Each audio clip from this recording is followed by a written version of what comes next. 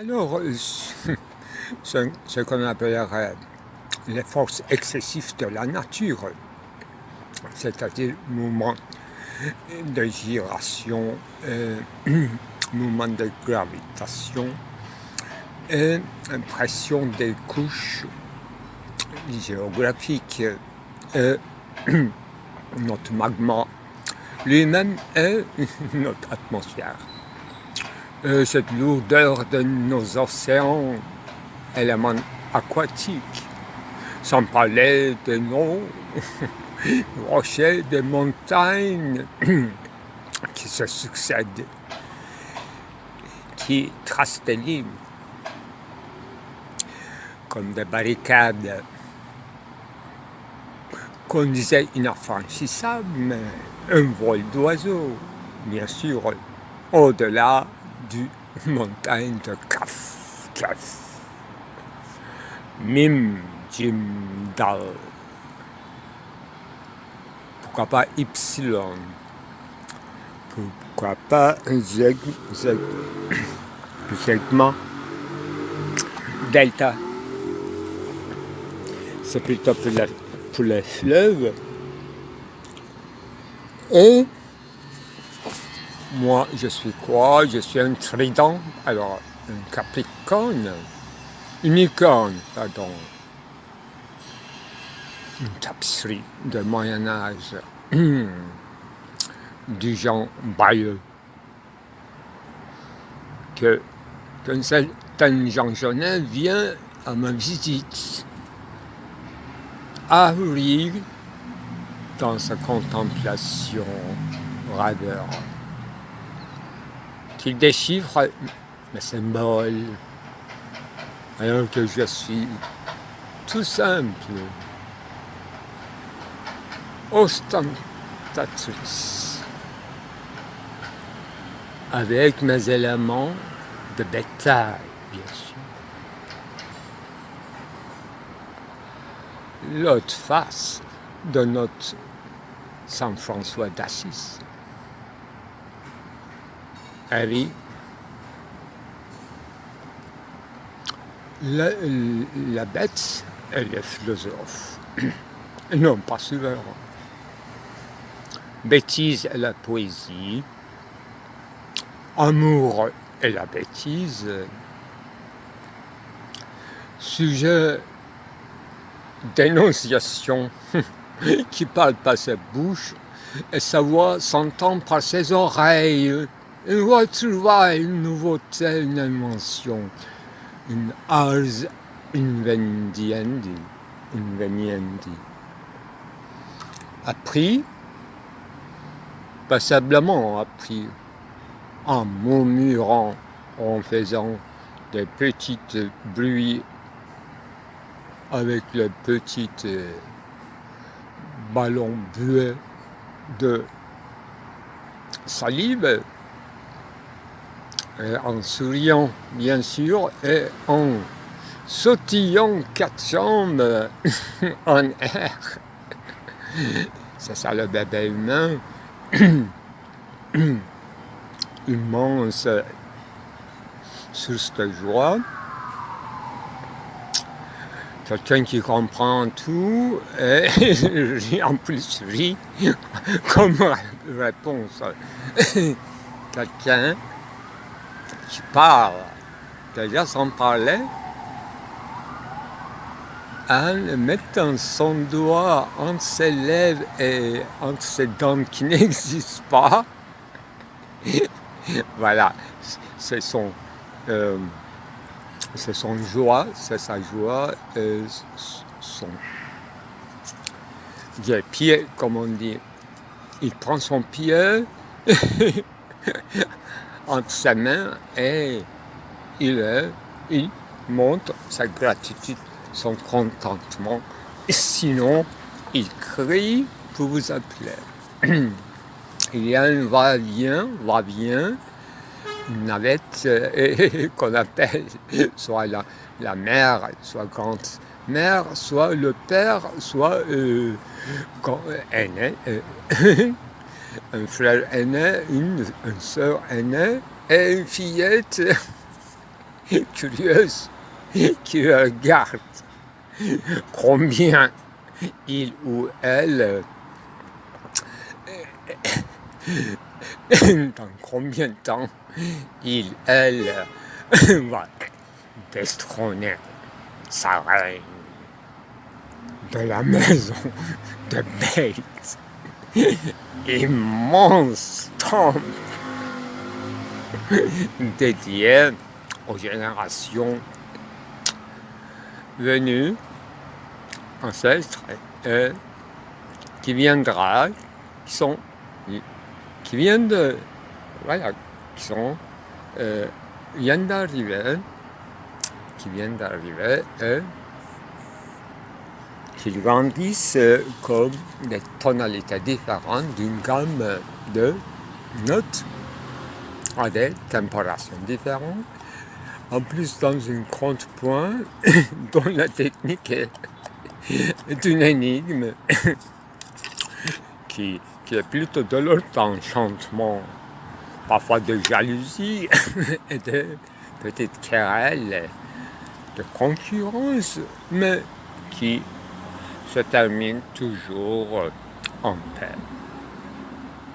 S'il y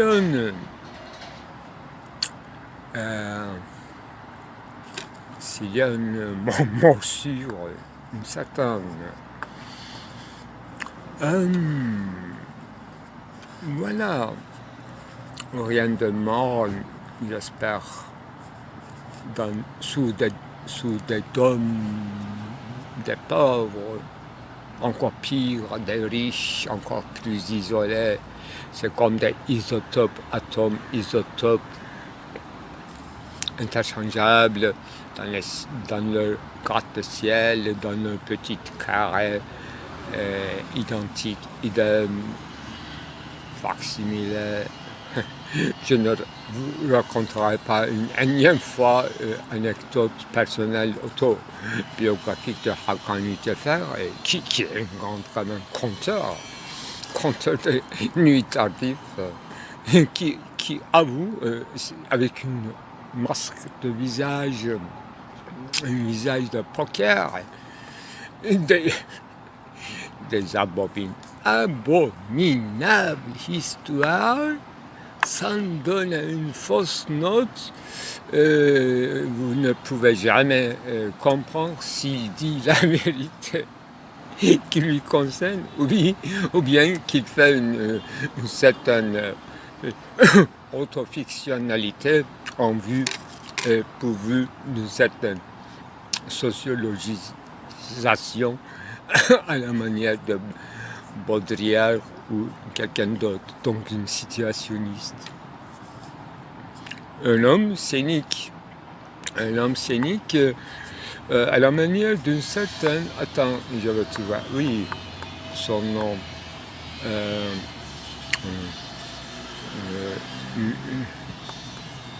Il était venu une fois à Istanbul, une grande comédienne de Van Menschau refuse. Moi, je suis plutôt du côté de Raymond Devos. On s'entendait bien, mais bien sûr, quand même, il y a cette distance respectueuse qu'il faut tenir à distance. Il ne faut pas mélanger les langues et les générations, pas trop. Sinon, le monde sera le sens dessous, le sens ou la danse déçu. Je ne suis pas déçu de cette fille, parce que je ne savais pas de quoi il peut s'agir, mais quand même, dans la prime jeunesse, on a des rêves, on est un peu motivé par les grands enseignants ou les communications des petits articles pour soutenir les jeunes chercheurs, etc. Là, on croit que quand même avec les images de Lune, Louis Armstrong, c'est encore Neil Armstrong et Louis Armstrong. et jazz, toute la musique, les années 70, c'était fantastique quand même, c'était promettant, les Olympiades même, ça nous donnait quand même une ère de nouveauté. Et je suis d'une génération qui n'a pas eu les grandes guerres mondiales, donc on avait un certain espoir. Et on était les enfants, entre guillemets, de Hotel California, Sultanahmet, Kabil, Kandahar, Afghanistan, Iran, Téhéran, Tabriz, Moghalistan, Tibet.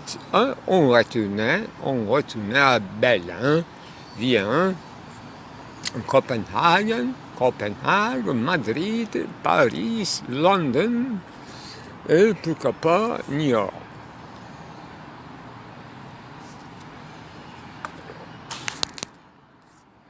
Tout est renversé de la même façon, c'est la même chose de l'envers. C'est la même chose, mais de l'envers, qui revient au même, en changeant ou en aggravant la situation du monde au sens global du terme, une aggravation, un abaissement qui était toujours en cours et qui ne laisse pas une moindre contrée en paix, jamais une contrée enclavée, isolée, n'était pas tout à fait en paix. Au sens où il y avait une certaine disette, un rêverie excessif de partir et voir l'au-delà d'une montagne de Kaf, selon notre légende. Une lettre dans l'alphabet arabe, Kaf, et c'est le nom d'une montagne imaginaire qui est connue par tout orientaux, anciennement. Jamais situé l'endroit exact de cette montagne. C'est de la fable absolution. Quelqu'un qu'on lui donnera un nom dans la mythologie, c'est-à-dire dans une mécelle, un conte philosophique, de parent en père, sur les choses essentielles comme voir, regarder et entendre parler. Quoi de plus important en ce qui concerne les propriétés de l'homme? Se voir, regarder, se regarder, en être vu. Se parler, s'entendre. Parler à quelqu'un et s'entendre. Et étrange chose, parler à quelqu'un dans une langue et dans sa propre parole. Étrange aliénation de adresser la parole à quelqu'un, formuler une phrase, une syntaxe en forme interrogative ou avec 1000 détours de maniérisme. Pourriez-vous, auriez-vous, puis-je demander la permission, toutes ces formes de politesse qui nous laissent tranquilles dans la vie quotidienne, dans une neutralité, dans une façade de neutralité, appris dans la première classe, et toujours inculqué au nom de quoi? Au nom d'une ethnicité, d'éthos d'une d'une maison d'électricité élargie qui devient la rue. On connaît la patrie que des livres, des chansons inculquées et des poésies qu'on fait mémoriser. Et la ligne abstraite, la ligne ondulante, la ligne dans la solitude, donc sans réponse. Une ligne, un dessin n'est jamais une réponse à quelqu'un, rarement, oui, dans une lettre d'amour, d'apostrophe, qu'on peut, bien sûr, faire des petits dessins, des croquis, des lieux, des localisations, des petits points de flèches, les lignes pointillées, les feuilles séchées, les fleurs embaumées, et une petite goutte de sang, des larmes, des pollens, des minéraux broyés, des cristaux, une petite pince de sable, un blottissement, une tache sur la feuille de la lettre où le manuscrit devient encore plus petit ou encore plus affinement, c'est-à-dire avec les lettres qui commencent à jouer la calligraphie comme s'il s'agissait d'un art d'arabesque de Hatz, l'art de Hatz, ou bien dans l'art encore plus noble des Chinois, des taoïstes, des bouddhistes, des japonais, des anciennes cultures sans syntaxe, des mots alignés, parfois des lettres, des initiaux, dessinés, peints, couleurs, puis laissés à moitié. Oh, on connaît tous les méandres et les stratégies tactiques, parfois voulues, parfois non voulues, involontaires, et des essais, des exquises et voilà, des lettres jetées à la poubelle et les lettres régularisées, devenues insistantes, sans attendre la réponse. Et à la fin, parler au vide. Et ne pas s'adresser à quelqu'un, faisant semblant d'adresser encore à quelqu'un, à une instance, à un destinataire, mais parler comme une chorus. Et sans s'apercevoir, ces lettres ininterrompues, envoyées sans réponse, restent sans réponse. Et deviennent la littérature sans s'apercevoir que tu es en train de faire de la littérature et non pas une lettre d'amour. Il ne s'agit plus de cette instance de bien-aimé, mais toute l'humanité confondue. Tout est confondu comme les huit dires, ce qu'on entend, ce qu'on a déjà entendu, ce qu'on a déjà lu, ce qu'on préfère qu'on vous lise, qu'on vous dise, ou bien ce que vous préférez que vous disiez enfin un jour à quelqu'un et jamais trouvé une instance réceptive et qui recevra ce genre de paroles énoncées et à l'échange je vous donnerai encore des jeux encore plus inventifs et qui vous enchanteraient dans ce jeu de libre réciproque et sans but précis. Ceci est tellement difficile apparemment que ça finit tomber comme lettre morte dans ce qu'on appelle, dans notre époque, et depuis longtemps à mon avis, tout ce qui est écrit se relève de la littérature. Donc la littérature, y compris les traités le plus pire ou le plus ambitieuse comme traité sur la nature, sur la nature des choses,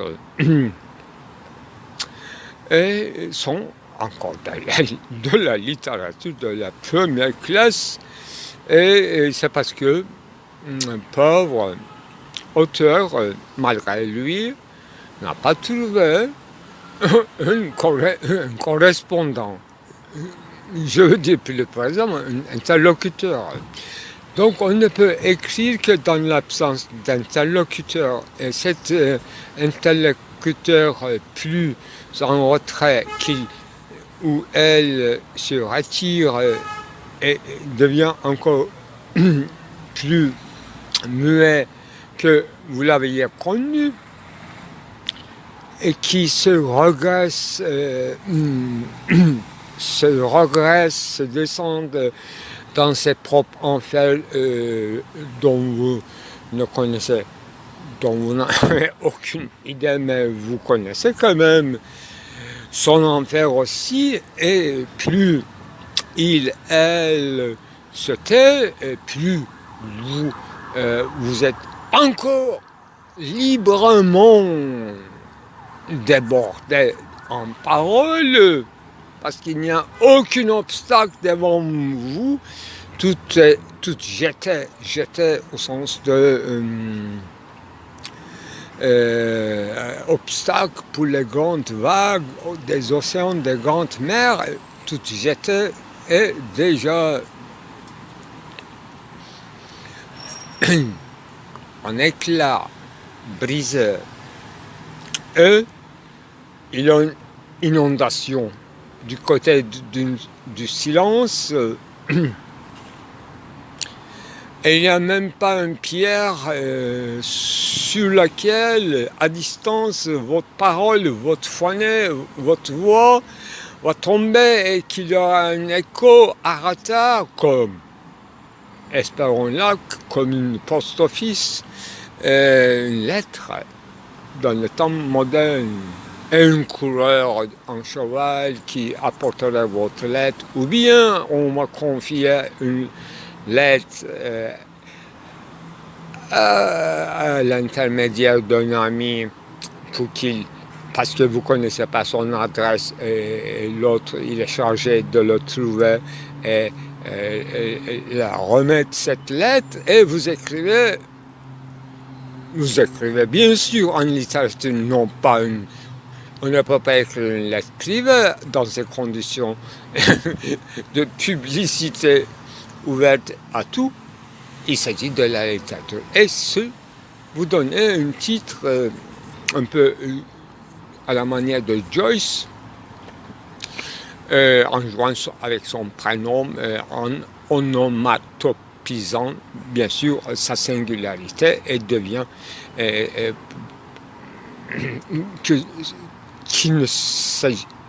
qui se sent, ou bien tout le monde, quiconque lit cette lettre dans son pérégrination sur la globe terrestre, comprend très vite qu'il n'y a rien qui lui concerne. Il s'agit de la littérature, un grand art, et il faut garder quand même, il ne faut pas jeter à la poubelle, il ne faut pas brûler. Voilà. Mais il s'agit de quelqu'un qui s'appelle Haroun, et j'avais écrit une lettre sans connaître son adresse, donc je l'avais mis à une amie intermédiaire, Focus Tellement, qui était venue à ma visite à Paris. Donc je lui ai remis, en montrant, en fait, dans une atmosphère d'amitié, à mes autres écrits, poésie, le livre de soir, une série de poésies écrites cahier de factures que j'ai ajouté une lettre qui est devenue des fractures. Et il s'amusait bien, donc il a volontairement assumé ce devoir de rang, de rendre à ceux qui ayant le droit de cette lettre. Et apparemment, après 20 ans, j'ai eu par hasard donc on s'est croisé par hasard dans l'université de Mimar-Sinan avec Haroun. Je ne connais même pas son nom de famille. Parce que son onomatopée, donc le titre de mon article ou texte littéraire, c'était Kosh Haroun, Kosh, Ran, Harun, Ran. C'est un peu data base Ran. Donc il m'a reconnu, il était très vieilli, encore plus que moi. Il était dans un autre pays, moi dans une autre, on se trouvait dans notre pays commun, etc. Et avec une distance de presque 6 ou 10 mètres, on s'est échangé quelques paroles dont le sujet, ce que je viens de raconter. Donc c'est à ce moment-là, dans un bureau universitaire, que j'ai appris qu'il avait reçu finalement ma lettre en question. Ah, c'est vous qui m'avez envoyé une lettre. Ah, c'est donc vous, etc. C'est dans ce niveau-là. Voilà, c'est un exemple.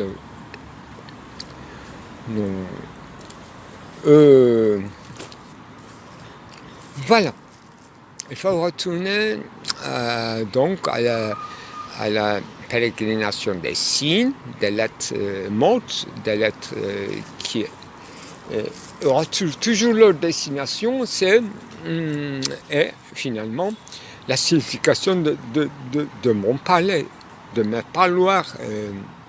Il y a un côté sûrement intime, subjectif que j'essaie au fur et à mesure dévoiler, à la fois pour moi, à la fois pour ceux qui s'intéressent. Et d'autre part, il y a la parole comme injonction à parler, qui concerne la présence immédiate ou proche de la mort, donc intimement liée. Parole au sens de Scheherazade, différée, on appelle Scheherazade comme Sémiramis, l'autre Echo ou l'autre, il y en a beaucoup, Médère, toutes ces formes castratisme. La femme représente une loi, elle se fait la loi, et elle se fait différer, et c'est pour ça que les hommes les conçoivent comme castratrices, alors qu'il ne s'agit qu'une figure de la loi et de différence. Différence au sens de différer. Différer pour bavarder, mais seul problème, la femme, quand elle parle, mais au sens le plus fort ontologique du terme, mais c'est valable pour tout le monde, c'est-à-dire pour les mâles aussi, y compris moi, c'est quelqu'un qui parle véritablement, n'écoute plus personne. Le problème, la femme et les hommes en général aussi ne parlent pas, au sens très fort du terme. Ils répondent juste partiellement. C'est pas parler. Rien à voir avec le gosse. Rien à voir avec la compréhension. Donc une bassesse de la science de manifestation, c'est-à-dire phénoménologie. L'homme n'est pas un être basse, mais de part en part traversé, et se sent obligé d'être, de demeurer séjourner dans la bassesse comme son plus haut étage. Voilà, quand j'ai dit étage, je cherchais cette citation concernant une essai d'opéra qui aura écrit par Antonin Artaud et quelqu'un qui, et cela, notation n'existe pas, donc disparu apparemment, et quelqu'un qui a témoigné en parlant des étages de sonorité, des cascades qui descendent et qui remontent, des choses comme ça, et une certaine architectonique musicale, etc. Je cherche cette citation que j'ai bien travaillée, mais momentanément, j'ai aucune référence. Ça devrait être dans la revue Arc, numéro spécial, Antonin Artaud, quelque chose comme ça. Ce sont des revues extraordinaires quand même. Aujourd'hui, je me promène depuis quelques jours avec une revue dont le numéro spécial est La Voix. Revue. On ne fait pas trop attention au nombre de revues, mais l'autre scène, voilà, cahier du groupe de recherche théâtrale. Donc Pascal Bonnisser, Daniel Charles, et il y en a beaucoup.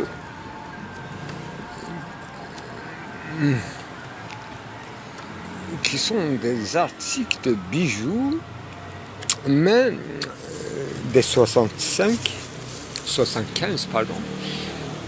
Mais véritablement d'une époque révolue, non pas heureusement révolue, mais on n'arrive même pas à croire qu'il y avait une époque qu'on pourrait écrire des choses comme ça. C'est extraordinaire. Notre époque, c'est juste aux antipodes de ceci, c'est-à-dire une phénoménologie neutrale comme échappatoire. Une meilleure façon de se taire, c'est suivre une méthodologie et rester étudiant jusqu'à la fin de sa vie, mais on ne sait jamais la fin de sa carrière. On ne sait pas. Eux, ils se diffèrent. Moi aussi, je me suis différé. Moi, je ne suis pas... on se diffère pour des raisons ontologiques, d'écho, de fatigue et de technicité comme intermédiaire, en ce qui concerne création. Et il y a un effort quand même épuisant de ma part et de la part de tout créateur. Et je ne suis pas dans des moments des études désuètes,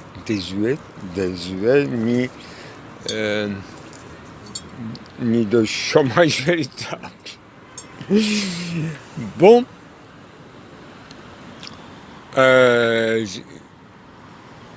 être un homme complet, une scène Camille, donc devrait passer, je vais me répéter, d'une part, compréhension astrale de notre condition dépendante des forces physiques et des contenus solides, passagèrement solides, qui ne sont que des grandes vagues, oscillations, et on pourrait dire, comme Lyotard, une radiation momentanée. Le monde, le cosmos en tant que tel, n'obéit bien sûr pas à notre temporalité, qui fonctionne avec une temporalité et des accords des concords et des discordes tout autres. Nous, et notre globe terrestre, en l'occurrence, n'est qu'une petite rictus, smile, un sourire dans le noir de ce qu'on appelle immense cosmos. C'est à peu près citation de Jean-François Lyotard. Notre globe terrestre est notre système solaire par rapport à l'ensemble de l'espace qui s'est dévoilé sous nos yeux dans notre époque n'est qu'une petite sourire éphémère. Donc, une première leçon, ceci, pour devenir l'homme véritable, soit que vous dansez, soit que vous écrivez des poèmes, soit que vous retournez vite à la conversion, soit que vous aliénez encore plus dans la production d'huile d'olive et être en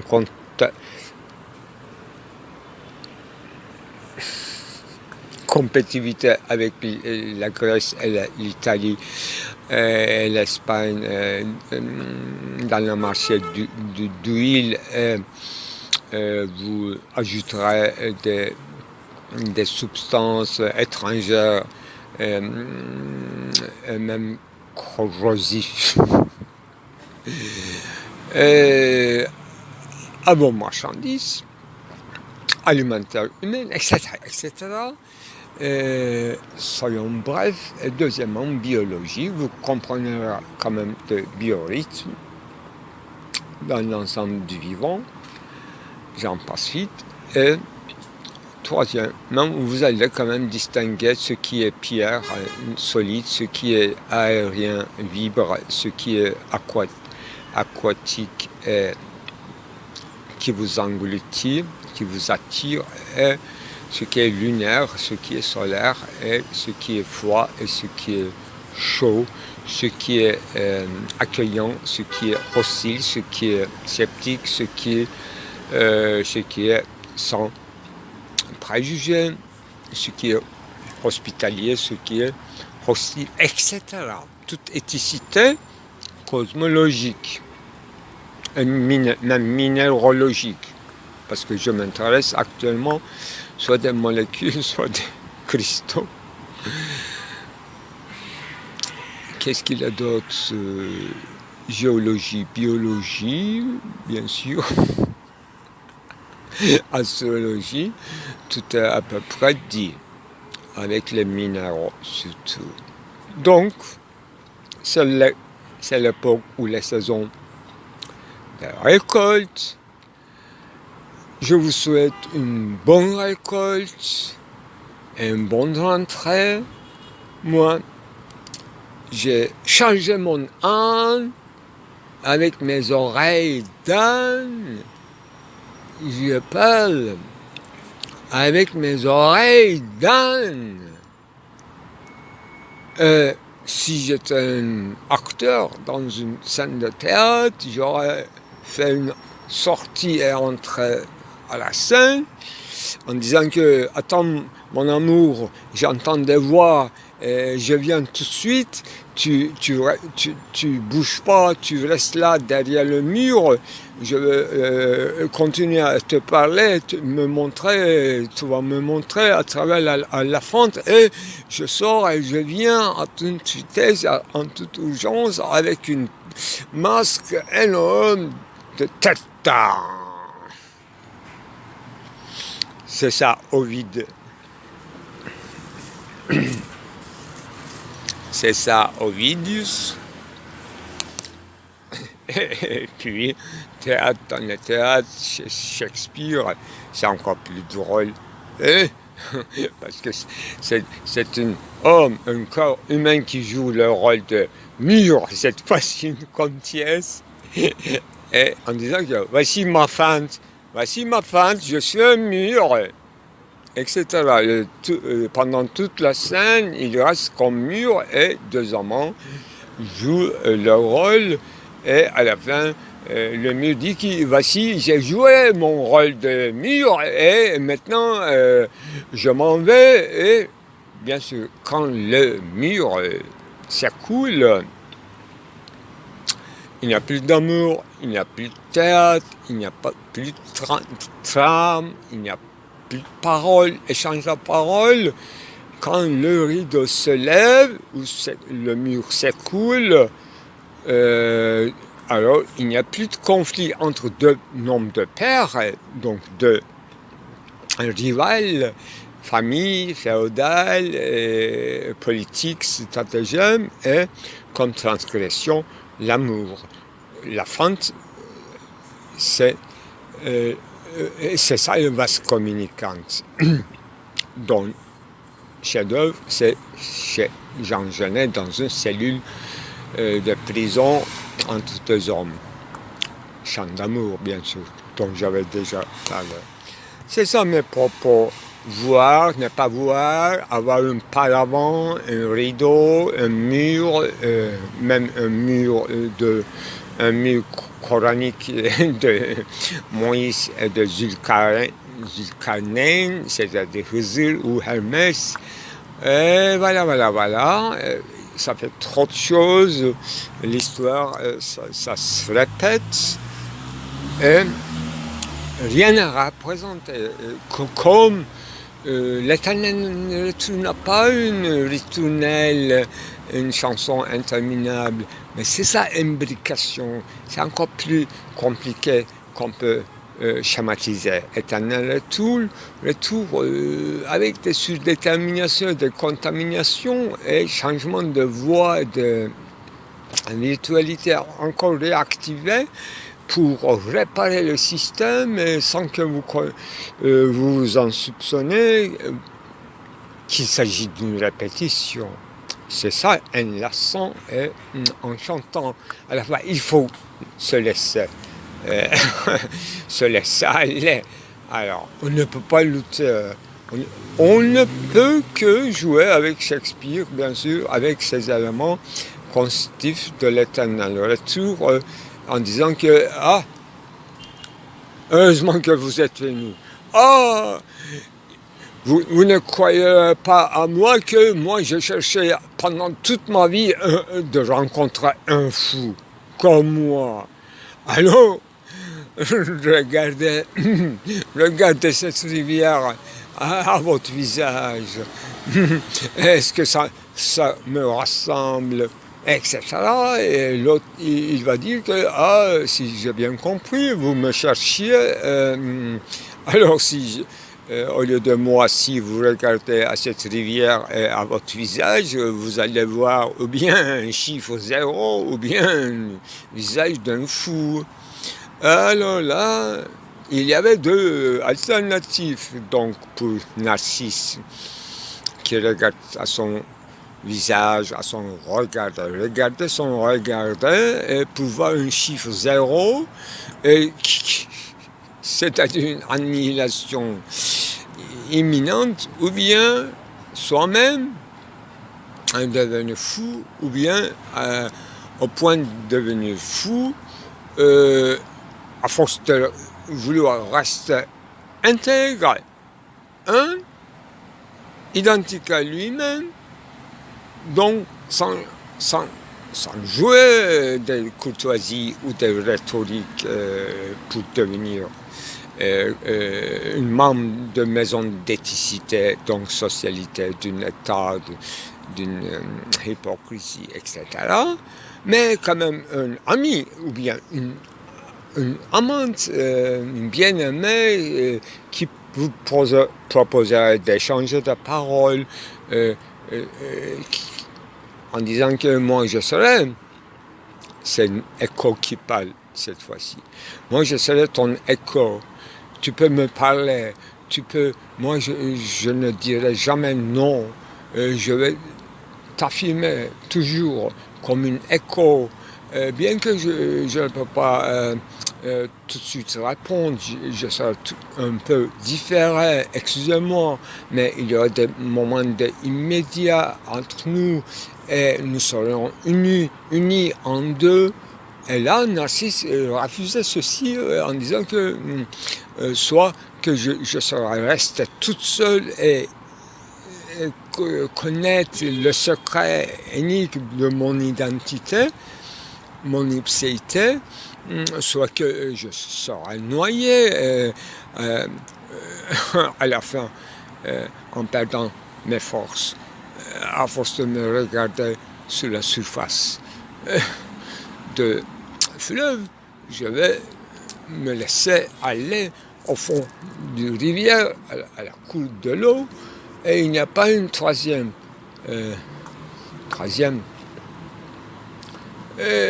alternative que je devienne deux avec toi. Deux, c'est-à-dire tu seras mon dédoublement et moi je serai dédoublé en toi, cette fois-ci, non pas dans le miroir aquatique de la fleuve, mais dans ton miroir acoustique qui me renvoyerait mes propres paroles, ou bien tu m'envoyerais les paroles que tu avais déjà reçues et tu vas les refléter vers moi. Moi, je ne veux pas ce tohu-bohu dans ma vie. Je suis bien dans mon forêt. C'est ça, conte philosophique, dans son absolu, abstraction, en ce qui concerne d'abord nos rapports inavouables, intersubjectifs, et à la fois nos capacités transcendantales de sensibilité.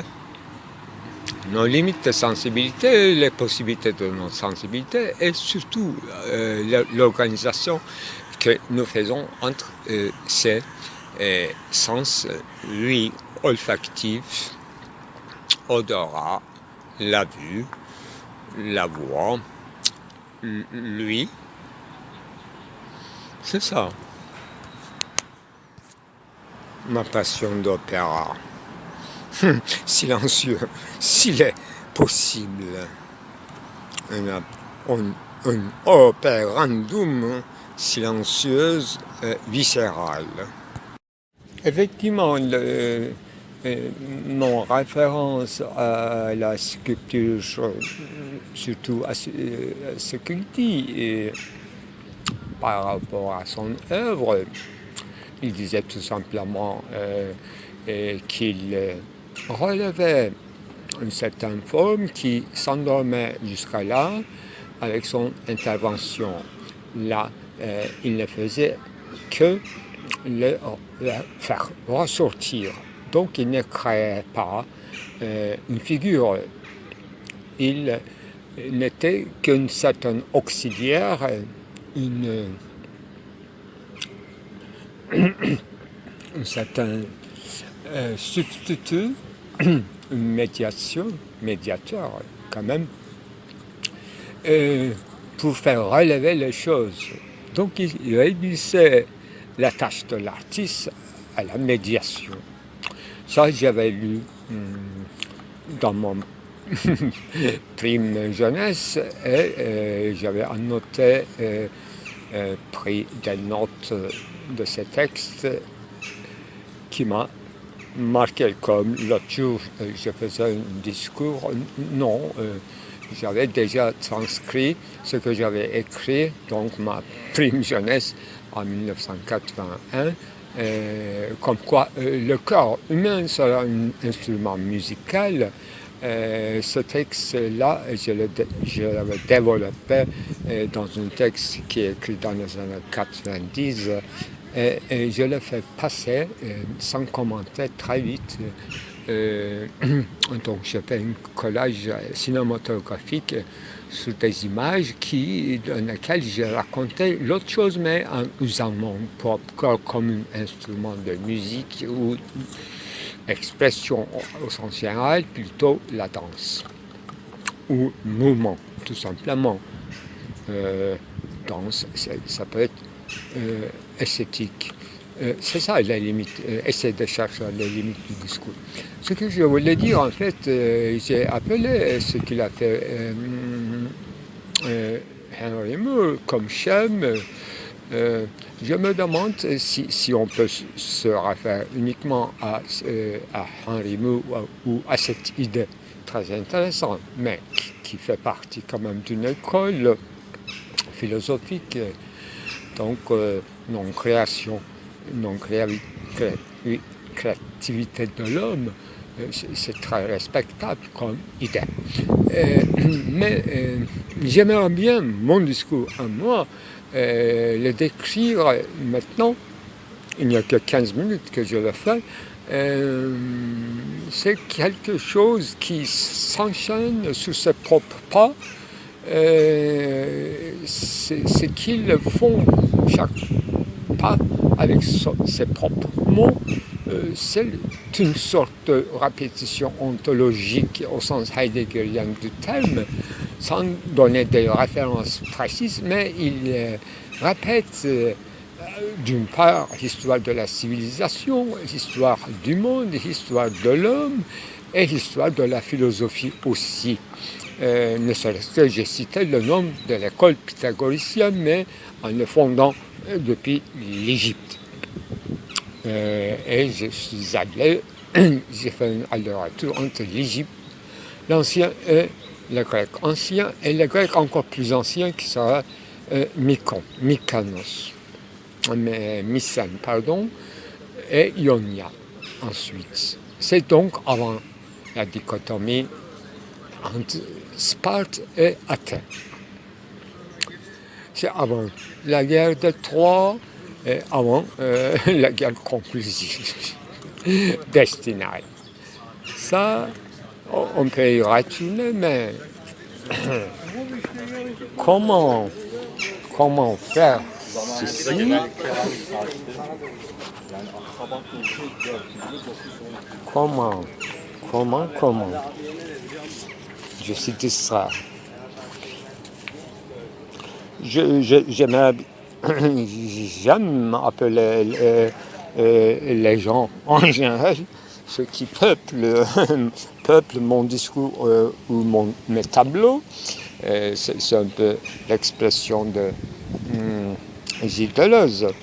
C'est un peuplement, voilà, au sens pictural ou musical du terme. Donc il ne s'agit pas des individualités séparées, mais un fond flux qui fait partie bien sûr de stimules et d'atmosphère. Donc je retourne à mon propos en changeant quand même la place parce que je suis trop dans une trajectoire commune. Alors je disais que mon discours s'enchaîne et s'avance sous ses propres pas, mais tout en restant dans la trace et dans une référentialité, sans couper quand même. Rapport à la trace. Aussi, de par définition altère, les signes d'autrui, des autres, des anéants de ceux qui sont venus avant nous. C'est ça, profondeur historique de mon discours est un discours qui se sait, au sens hegelien du terme, gardant un certain savoir absolu et non pas le garder crypté volontairement, mais sachant que ceci est déjà crypté. Mais j'ai déjà dévoilé beaucoup de choses. Je ne sais pas si j'ai blasphémé. Effectivement, cette alternance dans la vie du peuple juif, captivité et liberté sans laisse. J'en reviens pas. Mais ceci a quelque chose à voir, bien sûr, avec une certaine description phénoménologique, parce que beaucoup de choses est en suspendu, en époqué, mais une description phénoménologique usée dans le cadre de la répétition ontologique heideggerienne. Ça, il faut le dire. Et je ne vais pas prononcer le mot noésis, mais dire que moi j'avance sous mes propres pas, c'est en faire preuve d'une certaine noéma, au sens de noésis, noésios, pensée pensante. Mais rien du monde en niant la part de l'autre ou de la trace de l'autre. Mon référence qui éclairera un peu plus la chose, ça sera un texte étonnant, étonnant, juste, très inventif, au sens de donner la justice à la ligne orientale qu'on appelle arabesque de Paul Valéry. Le texte intitulé Orientum versus, que je suis au courant de ce texte grâce grâce à une certaine référence de Derrida, non pas à ce texte, mais à un autre texte qui s'appelle Hypothèse, dans le même livre qui s'appelle Considération sur le monde actuel. Donc, c'est par hasard moi-même que j'ai découvert ce texte Orientum versus, qui me convient bien comme schème, autant que beaucoup plus différent de la thèse philosophique de Henry Moore, la thèse philosophique de Paul Valéry, beaucoup plus dynamique et complexe et beaucoup moins néoplatonicien, et qui donne vraiment ses droits au sens fort du terme, à mon avis, à ce qu'on appellerait, malgré grâce à Aristote, praxis, et non pas seulement au sens de bios theoreticos, sans réduire à la vita contemplativa, mais en comprenant ceci aussi, parce qu'une certaine Erinnerung se pensait et se rappelait, fait partie de la chose, mais on a cette capacité de nous soustraire ou de nous s'abstraire ou absurde de cette implicité du vécu, alors que moi, au départ de mon discours, je ne pensais pas de faire un discours si métaphysique que cela. Et je voulais tout simplement faire une additif, un supplément qui sera crucial, qui aura été crucial à mon discours, une série de discours que j'ai fait il y a quelques jours dans l'endroit même, dans cet hôpital public. Et à ce jour-ci, j'avais descendu dans la vécu, dans l'implicité et dans la similitude entre les hôpitaux et dans la profondeur de l'histoire, et tout à coup dans mon histoire, dans mon vécu, et justement dans cette série virtuelle que j'avais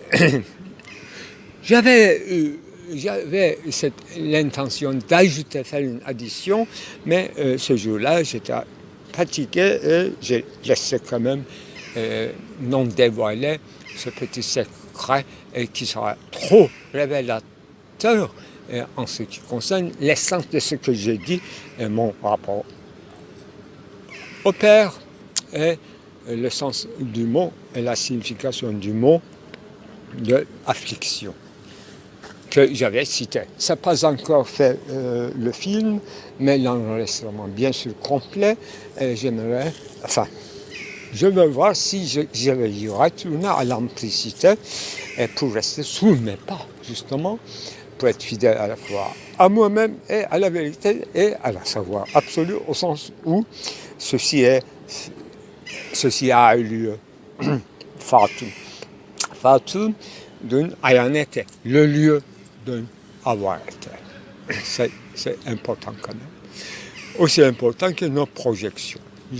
Là, je suis en train de réaliser mes projections futures, c'est mon futur.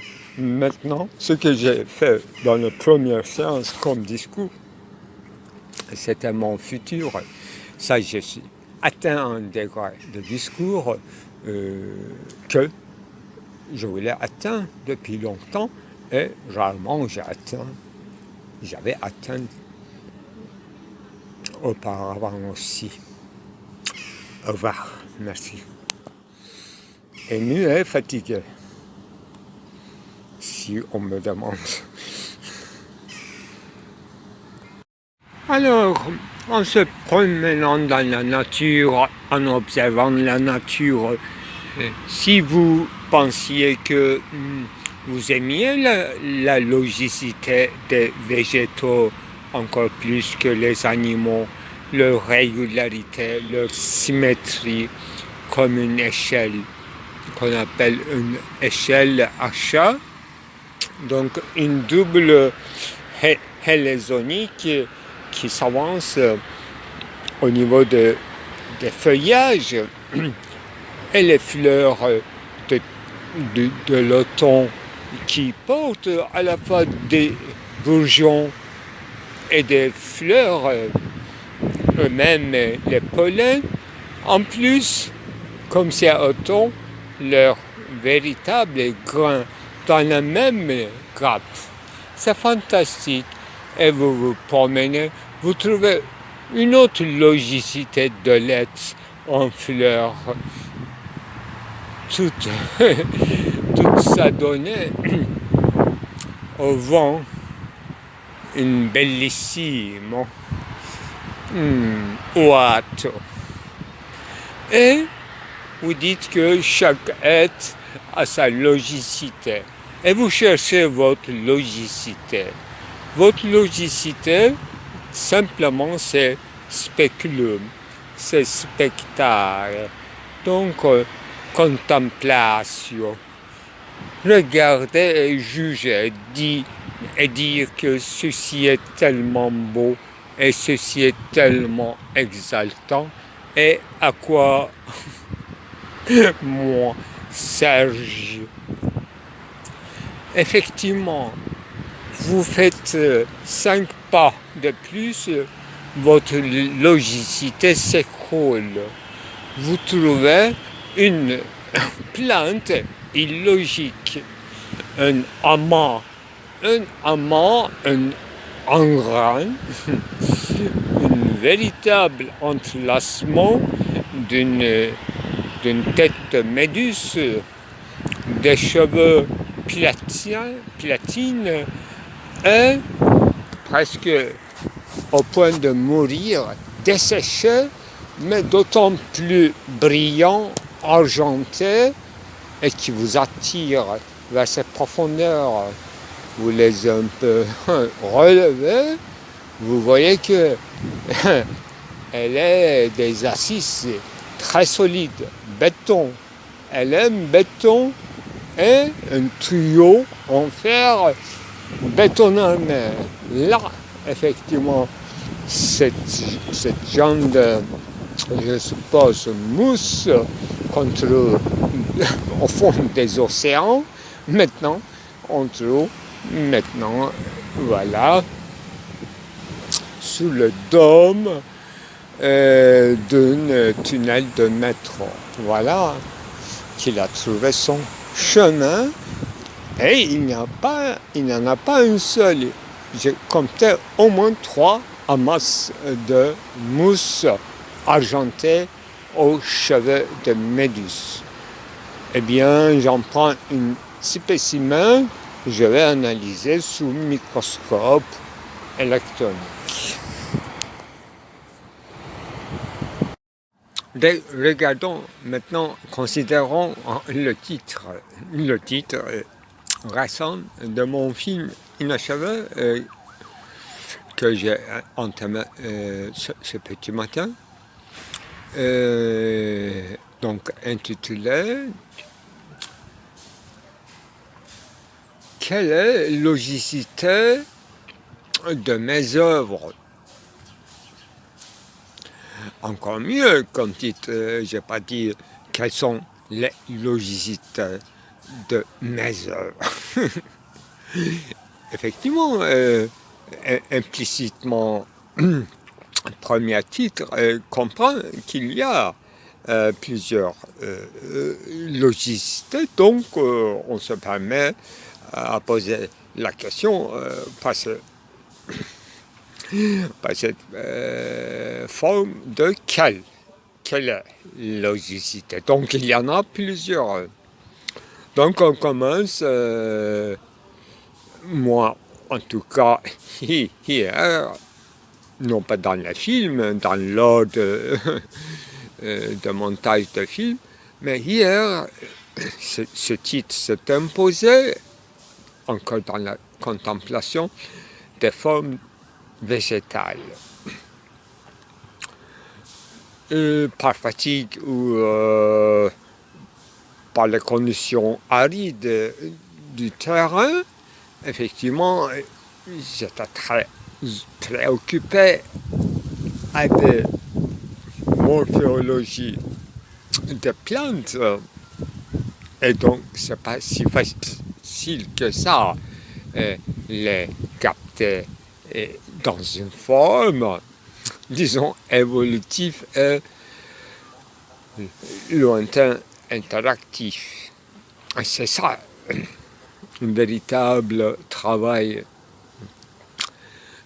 si vous voulez, de cinéaste, voir les plantes en mouvement et non pas en poussant uniquement, mais dans leur aspectisme, c'est-à-dire que non pas d'une manière évolutive au sens d'un individu de l'espèce florale, mais dans un aspectisme, donc, je disais à un moment donné, que j'ai constaté d'ailleurs immédiatement, que il y a au moins 3 âges d'une fleur, d'une plante là, dans cette photo, et dans ce jour d'automne, là, en forme de bourgeon, en forme fleurie, avec les pollens ouverts, et en forme de grain. Donc, naissance, évolution et la mort.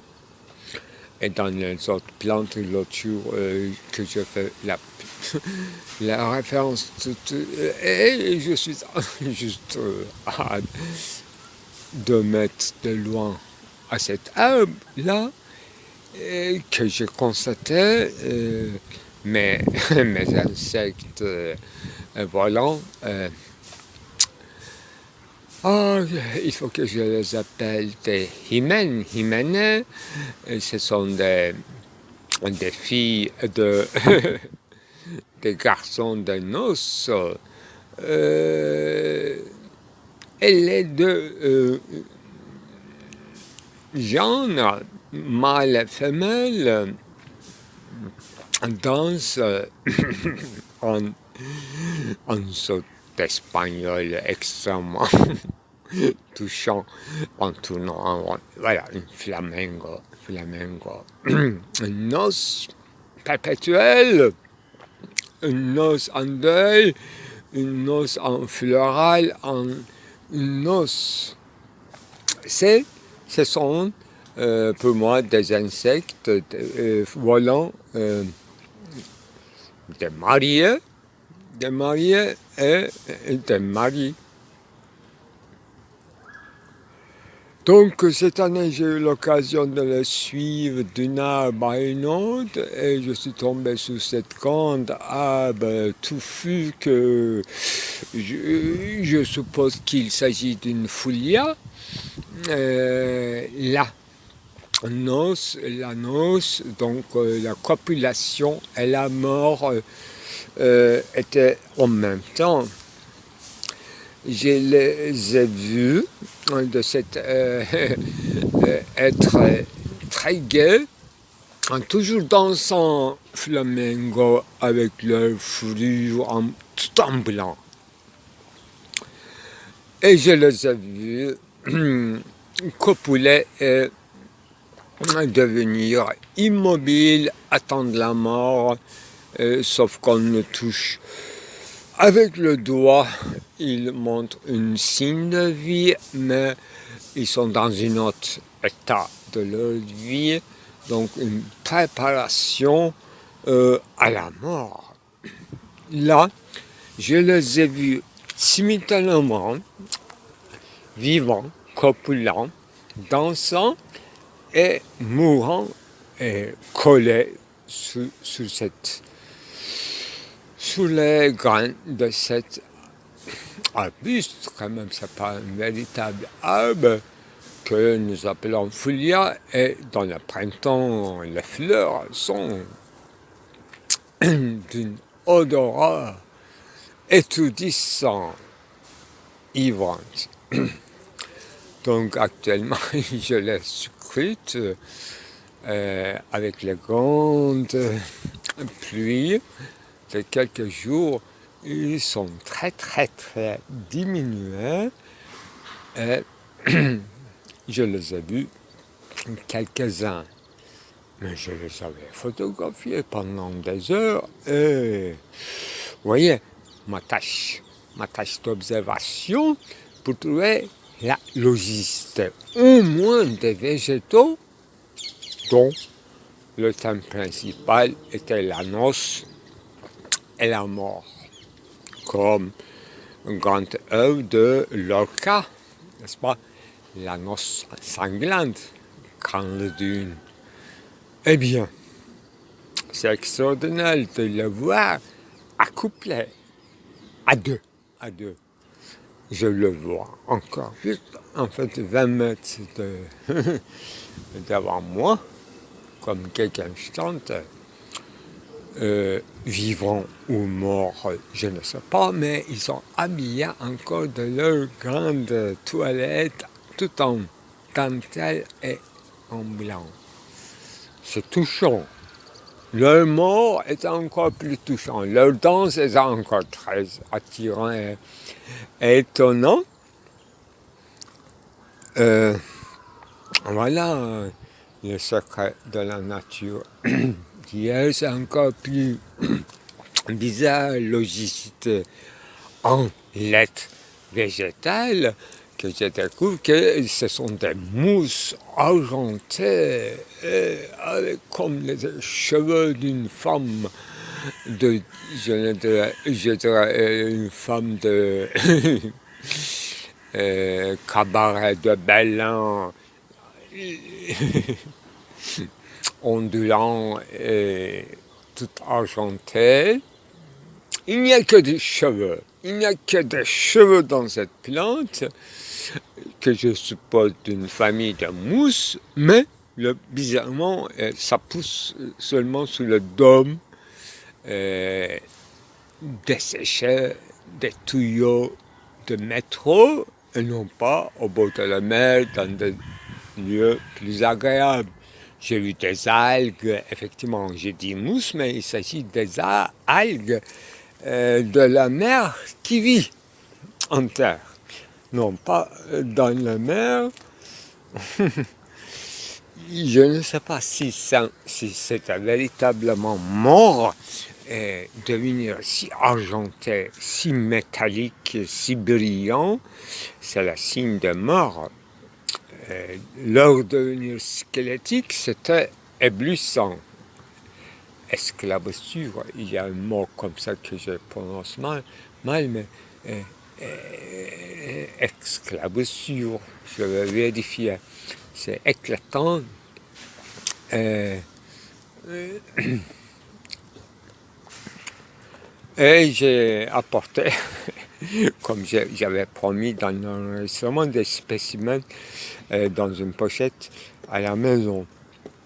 Je n'ai pas essayé de les planter dans mon poterie qui est déjà assez touffu par les végétaux comestibles. Ça, c'est déjà mort et donc ça se conserve dans une pochette. Mais des cheveux vraiment ondulants comme cette fille calcinée de Vésuve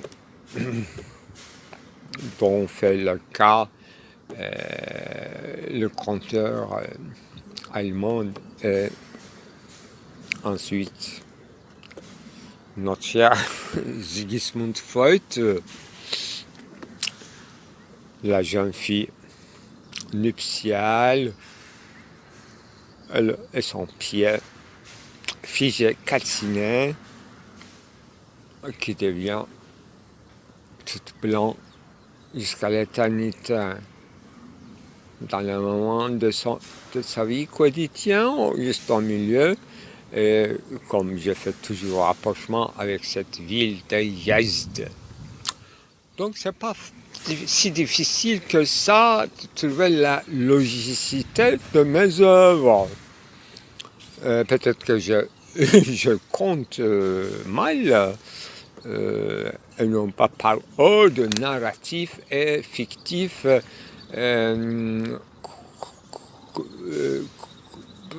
par les formes habituelles de fiction, et j'entre trop dedans de leur logicité et je le confonds aussi, comme s'il s'agit de lignes virtuelles qui s'entrelacent avec ma logicité, au moins, ne serait-ce que dans ma parole, s'il y en a. Vous voyez? Ma logicité à moi, c'est autre chose, bien sûr. La logicité ou la logique, c'est autre chose. Mais cet entrelacement, cette interactivité avec une Gegenstand, avec ce qui est devant nous, qui pousse et qui se meurt, qui se copule, c'est l'instant, bien sûr, végétal et animal.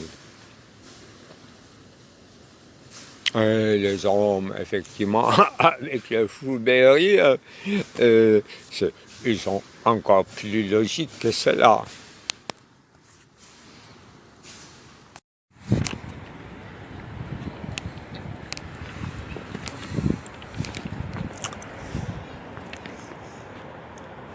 Si de cette brise du soir automnale, notre quête s'y quêtait en flamboyance